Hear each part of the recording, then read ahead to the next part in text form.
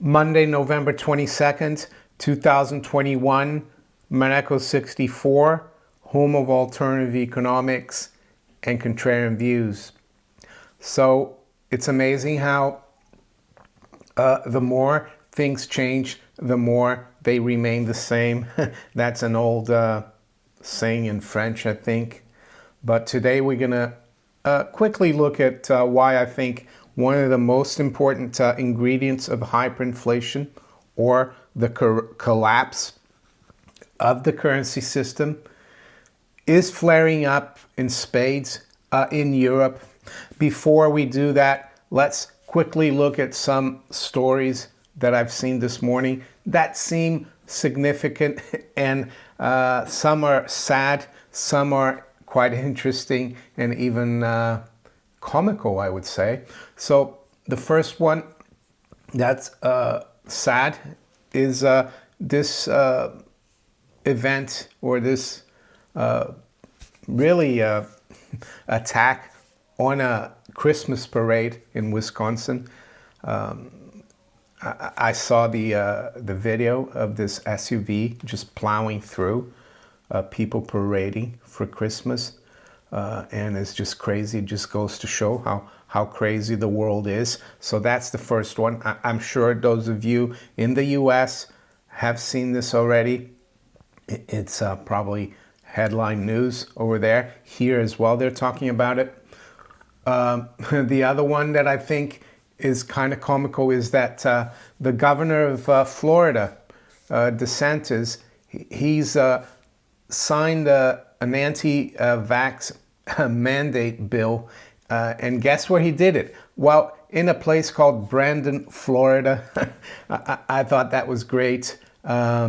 So it really sends a message to the people in the District of Criminals, or Washington, D.C., specifically Joe Biden, I guess.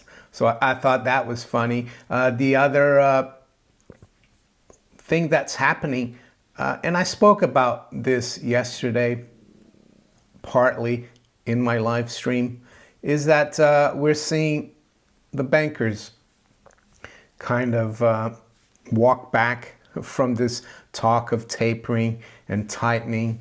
Not just central bankers, because as I said yesterday in my live stream, the governor of the Bank of England, Andrew Bailey, said that the risks are on both sides for inflation, i.e. we could also get lower inflation, I guess, and that a rate hike in December is not really set in stone.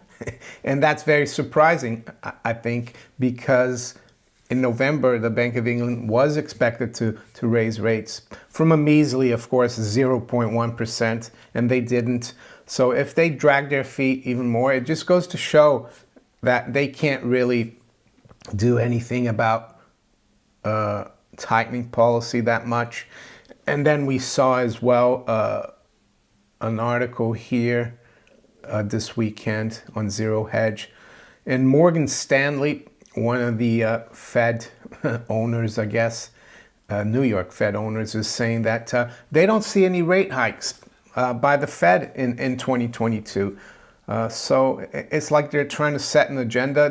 They see maybe a rate hike in the first quarter of 2023. And of course, by then, a lot of things can change. We could be having even more QE. The other story that I thought was significant, and this relates more to the property market in the UK, is that mortgage providers here are looking to now have a 40-year mortgage. And why is that? Why is that significant? Well, because people are getting concerned that interest rates are going to rise. And even though the Bank of England hasn't raised rates, mortgage rates have started to rise. Mortgage companies have raised their mortgage interest in the last few weeks. So yeah, it says here article in the FT, UK lender to offer 40-year fixed rate mortgages. Kensington targets borrowers seeking long-term certainty amid rising inflation fears. So yes, I thought those stories were quite interesting. With that, we'll get into the hyperinflation story. Well, the hyperinflation ingredient, as I said. And for those of you who have followed me for years, you probably know by now that hyperinflation is not only rising prices, but also a loss of faith and confidence in the state. It's not just a political party on the right or left. Yes, it's when people don't trust anymore their government, the bureaucracy, the central bank, the mechanisms that keep society peaceful and functioning properly. It's like the social contract breaks down. And if you think of a fiat currency, what it is, national currencies, it's just a contract. Have you ever wondered when you hold a €100 bill or a 20-pound note or a $50 bill, that it's just a piece of paper? And despite that, it has value because people accept it. They have faith and confidence in the issuer. So I think the fact that we're starting to see these huge protests in Europe, yes, the mainstream media is focusing on the violence that we're seeing in some of these protests, but I think most of the protesters are very peaceful. They're more demonstrators. They're fed up with what's going on. And even the mainstream media now cannot hide. They cannot hide these protests. It's getting too big for them not to cover them. Yes, they're going to cover the agent provocateurs. In the Netherlands, I think they call them Romeos, and in Belgium as well. And I spoke to Brecht Arnaert yesterday. He's based out of Spain, but he's from Belgium, and right now he's actually in Brussels. And I was speaking to him about it, about the violence, and he said, "Oh no, there's not that much violence. It's very peaceful." And he said, you know, the mainstream media will focus on those minority troublemakers, but be as it may, I think the fact that people are demonstrating in the hundreds of thousands, and it's not a handful of people, like the Premier of Victoria said the other day in Australia, that there were a handful of people protesting. The guy is kind of crazy, I think. But even the FT now, a paper that just covers usually finance and some other topics, they're saying European protests against COVID-19 curbs spread to Brussels. Telegraph, they're using the mainstream narrative of trying to say these people are bad and they're violent. But they're saying rage across Europe as COVID lockdowns and curbs trigger riots. Violent backlash to tighter rules erupt after new wave of virus spreads at lightning speed on the continents. But is the virus really spreading? I don't think so. These people have realized that these are just these cases that they call. You know, they use the cases, of course, as an excuse, and I think people don't buy it anymore. And I think that's what we're getting, and it's going to spread all over the place, especially if they try to impose more and more restrictions on people's freedom of movement, freedom from having to carry something to prove their medical records. It's just crazy. Give you an example. The other day, I had to go to the dental hygienist, and I've been going there for the last 3 years or so. But now every time I have an appointment, they say I have to fill out a form about my COVID status online. And I said, I refuse to do that. I don't see why I should give you my medical records. And I have to admit, I got a little bit upset and angry. And finally, the person on the other side said, fine, just come. So they want the business. If you stand up for what is right, they can't really force you to do things. So yeah, that's an example of what you can do. Just say no. And a lot of times these companies, they're having a tough time because things haven't picked up ever since they locked things down last year, and I think there's still a lot of uncertainty. And even Andrew Bailey said this weekend that a lot of the hiring we're seeing in the UK economy is not really healthy private sector hiring. It's the government hiring people to do these tests so they can have a narrative that, you know, there's a new wave of this thing.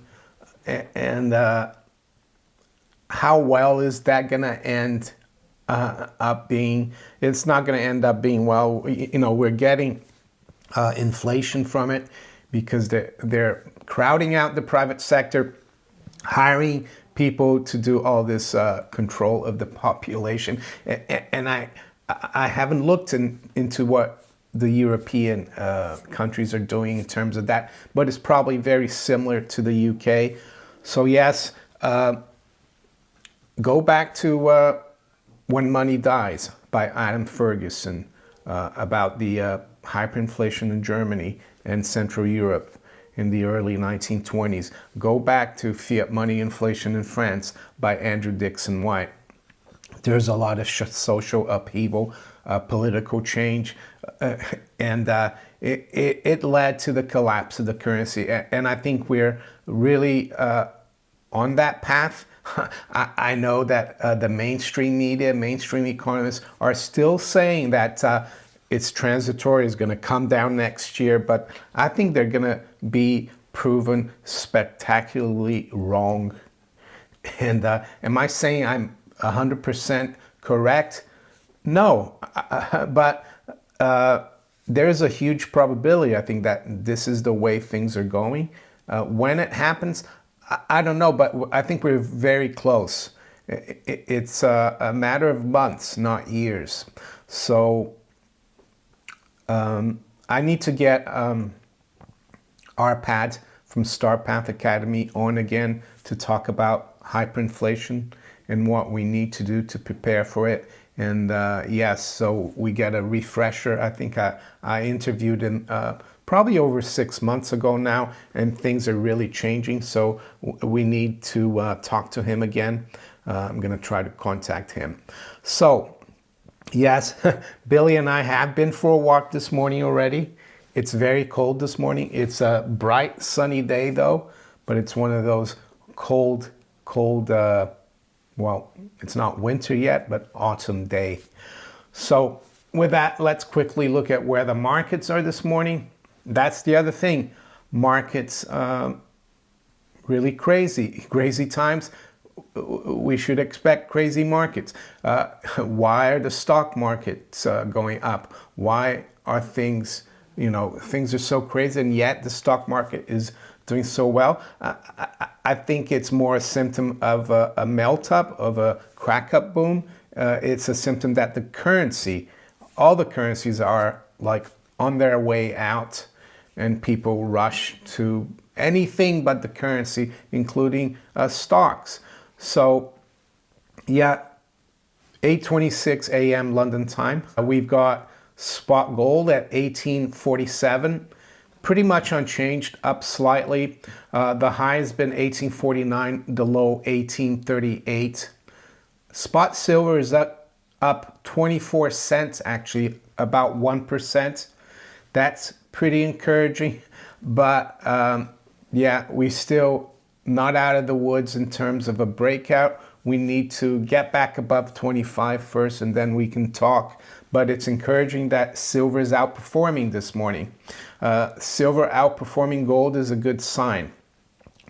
So we are right near the highs here. 24.90 has been the high. Low has been 24.50. As I said, stock market continuing to melt up, but still a very dangerous place to be, I would say. You just have to look at a 15, 20-year chart of the NASDAQ. It just doesn't look undervalued to me. So the Dow future is up 120, or 1/3%. NASDAQ 100 future is up 1/3 as well, about 50 points. The S&P 500 is up 1/3% as well. The FTSE 100 index is up 0.2 at 72.40. To the currencies here, sterling is down about 0.2 at 134.24.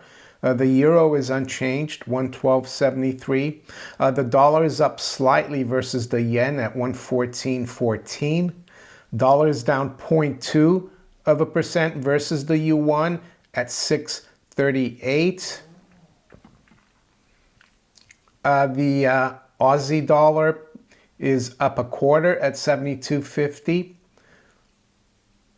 The dollar is unchanged versus the Canadian dollar, 126.40. And the Kiwi dollar is up 0.2, just above 70. So now to the commodities. We've got WTI crude up 0.4% at 76.20. High-grade copper is unchanged at 4.39. We've got natural gas down about 3%, just under 5 at 4.96. And to finish off, the 10-year yield is up 2 basis points at 1.56%. So if you enjoyed this video, make sure you hit the like button. Please share it far and wide. Think about subscribing to my channel if you haven't yet. And you can also follow me on Rumble, Twitter, Facebook, and all these other platforms below here. I wish you all a great day. Take care. Bye.